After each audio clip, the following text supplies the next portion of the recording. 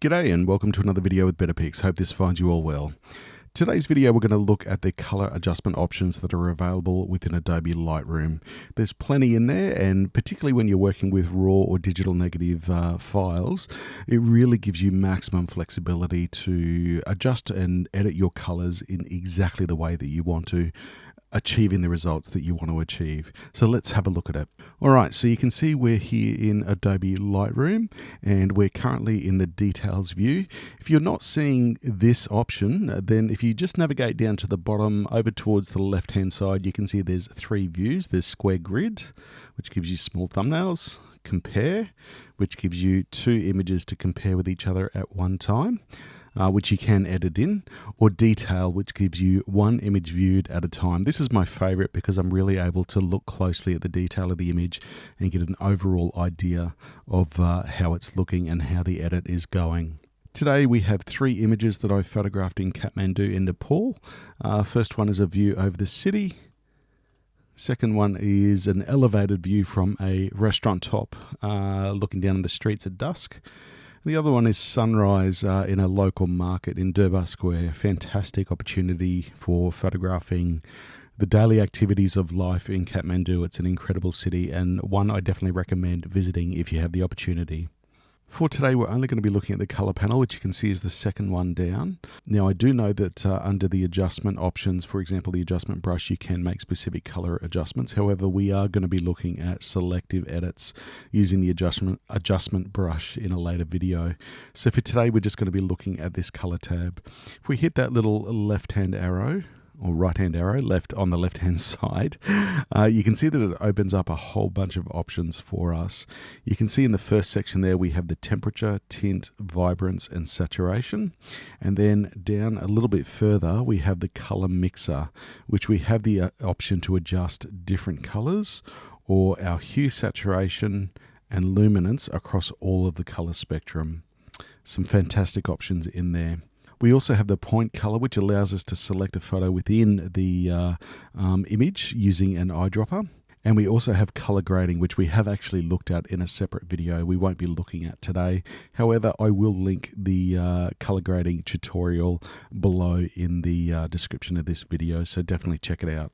So first of all, if we have a look at temperature and tint, now while the temperature and tint can be adjusted in camera, whenever you're shooting RAW or with DNG, you do have the option to adjust it afterwards. And if you can see, if we just click and drag it across that slider all the way to the left, it goes to a cooler color temperature, or we can go a little bit warmer. Now, generally, my approach for street photography is to have as realistic an adjustment as possible so that it's replicating what I actually saw and experienced while I was there. So you can see we can just hover across that slider so that we can get the image to a point of how it was when I was there looking at it. Tint is the similar sort of slider, but it moves between cyan and magenta. And again, we just want to remove any color casts that may be there that are rendering the image a little bit different to what I actually experience. Vibrance and saturation are around color intensity. Now, vibrance only affects the colors that don't already have an intensity to them. You can see that if I drop it all the way back to 0, there's still some color there. And if I drop it all the way up, there's only certain colors that are really becoming intense. Whereas saturation affects all colors. So you can see when I pop it up to 100% there, or plus 100, that all the colors are really intense, which is not necessarily the look that we want to go for. If we drop it all the way to negative 100, you can see we've got a fully black and white image. So we're just going to double click, bring that back to 0. And usually what I do with vibrance is I start at around plus 30 because I find that that generally gives us a fairly realistic rendition of color. It's bringing a little bit more intensity to colors that are lackluster, but it's not oversaturating colors that already have a good intensity to them.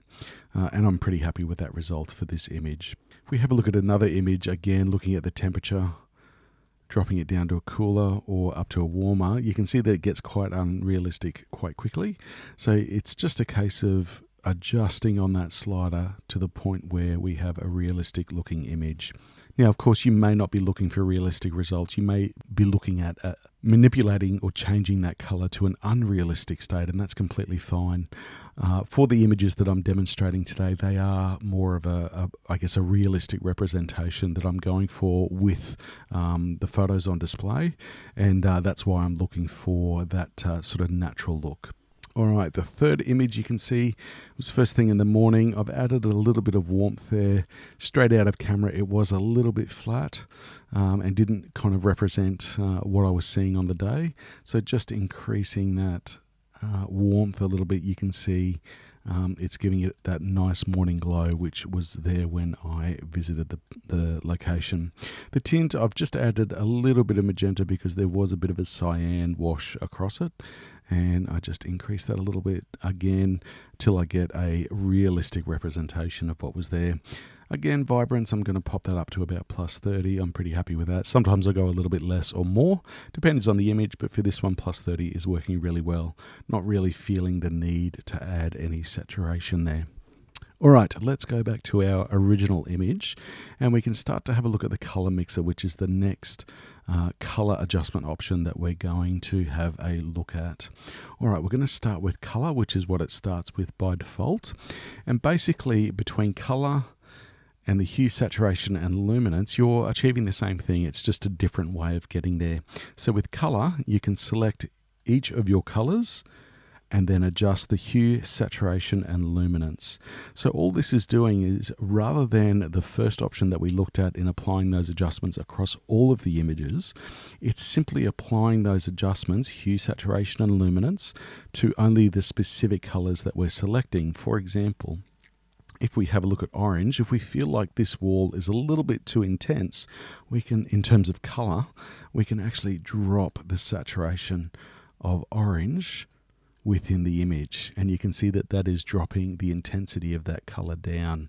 Or if we want to adjust the brightness of a specific color, again in this case the orange, we leave the orange selected and we adjust luminance, which is brightness, and you can see as I drop it down that orange gets darker, and if we bring it across to the right, that orange gets brighter. Again, it gets pretty unrealistic pretty quickly.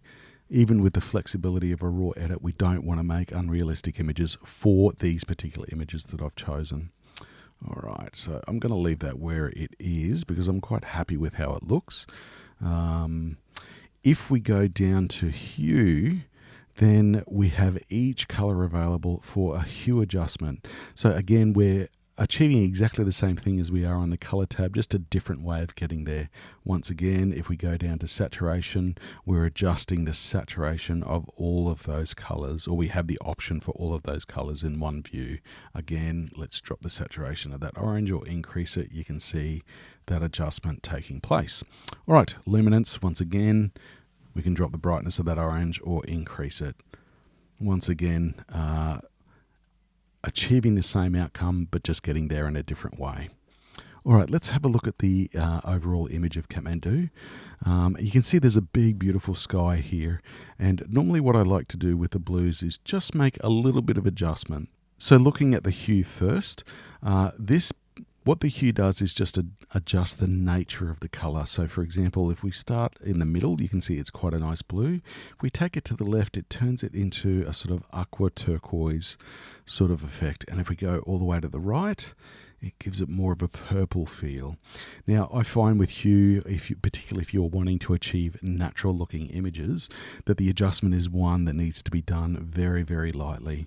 It's not something you want to take to the extreme. I always say season to taste, so only apply as much as what you need in order to achieve the outcome that you're trying to achieve. So let's just make a tiny adjustment there. I just want to get a little bit more of a blue feel. And saturation, we're just going to increase that saturation just a little bit. And I'm going to drop the luminance a little bit as well, just darken that sky up. Again, we don't want to make it too intense, but just enough to make it noticeable. And again, representing what was experienced at the time. If we look at saturation again, All right, let's look at that third image. You can see that we've got a really diverse group of colors here. So there's reds and there's greens, there's purples, there's a real mix of colors. So if we were to select green as an example, if I felt, for example, that this lady's scarf was a little bit too intense, then I could just drop that saturation down for the green. As you can see, it's just dropping the intensity of that color just a little bit, just to make it a little bit less obvious. Now, keeping in mind that there's other greens in this image, and it's also going to affect those other greens. If we have a look at the vegetables here, if we increase our saturation, you can see it does have a little bit of an effect there. As I mentioned earlier in the video, we are going to look at selective adjustments using the adjustment brush tools and other options. So for now, we're just looking at those global adjustments. All right, if we look at the red here and we select red, we can drop that saturation. You can see that drops very, very quickly. But because that morning glow, which has orange and some red in it, it also affects that part of the color spectrum. So once again, important to use it sparingly and season to taste. So within the color mixer, there's definitely some good options there. Once again, between color, hue, saturation, and luminance, you're achieving the same thing, but you're just getting there in a different way. All right, let's have a look at point color. Point color basically allows you to select a color in the photo and then make an adjustment. So again, if we look at that green, we're going to just select that green, and you can see it's brought up some color there. And what we can do is, again, make those saturation adjustments, and you can see that that is definitely having an effect. If we do a luminance adjustment, you can see that it is affecting those greens up and down. And that hue shift as well will change the color. Again, remembering that it's, even though we've selected the color here, there's other greens in the frame, so it's going to affect those as well. Remember, double click on these sliders and it will return you to the default setting. If you want to select a different color, then you just select your eyedropper again, go over to a different color, and you're able to make the adjustments to those colors quick and easily. You can see how quickly that adjustment takes effect. What's also worth having a look at is if we make a saturation adjustment, you can see up here on this color bar, the left-hand side is the intensity or the nature of the color that was originally there, and the right-hand side is the nature of the color after your adjustment, so the before and after. So that's a great way to just keep track of exactly the adjustments that you're making specifically to those color spectrums. Handy tool indeed. You can see as well with the point color that the colors that we're selecting are staying as little color droppers up here on the top of the point color tab. So that means we can just revisit those colors at any stage. In fact, if I select another color down here, we're going to get this pink. You can start to see those little color tabs or color selections building up as a mini library within this tab, so we can go back and make further adjustments to those specific colors if we want to, and we can continue to refine without having to reselect the colors that we've wanted to make adjustments with. All right, as I mentioned earlier, we have talked about color grading. I will link that video below, so we're not going to cover it off today. So certainly with the white balance, the color mixer, and the point color, we have loads of color adjustment options. Remember, don't go overboard. It's very easy for color to get out of hand and for the image to start looking unnatural. Particularly important if you're looking at a style of image like the ones I've displayed today. However, that's also an opportunity if the effects that you're trying to have are more extreme. You know that you have that flexibility and you can really push your color quite hard if that's the direction that you want to go. That's the beauty of creativity. We can all explore image making in the way that we want to individually. So as you can see within Adobe Lightroom, there's some fantastic options for adjusting color. Make sure that you explore them and really learn them and test them and start to see what exactly those color adjustment options are going to do for your image making and creating. Hope you found this video helpful. Thanks so much as always for stopping by. Any questions are welcome in the comments below, and we look forward to seeing you next time. Take care.